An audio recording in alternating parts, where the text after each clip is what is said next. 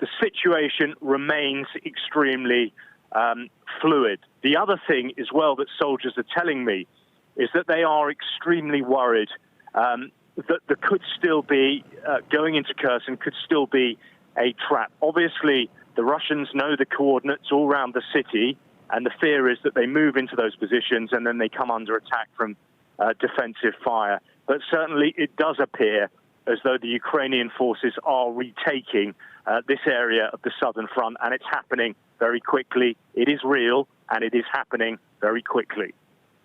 Alex, when you're going through these villages, what is the situation there? Have they had food? Have they had water? And do they think that the people who fled will be coming back?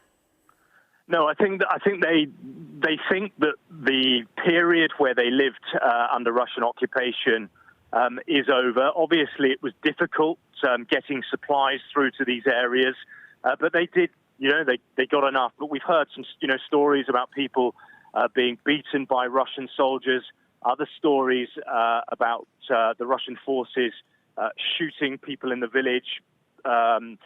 Mobile phones were confiscated very early on. One woman showed me a bag full of phones that she'd found that had been taken by Russian soldiers so that people in the villages couldn't give information to the Ukrainians about Russian positions. People have been, they're really, really scared. Many of the people we spoke to broke down in tears when they saw us, when they saw the Ukrainian soldiers. Enormous amounts of relief, but also living in fear. They're absolutely terrified. But now, of course, that nightmare has ended, and they said that the Russians literally just kind of vanished overnight. They were there 1 minute, and they just fell back and had disappeared. The other thing that's really interesting about the speed with which they've left is the Russian defense ministry is saying that they've taken all the ammunition, all the weapons.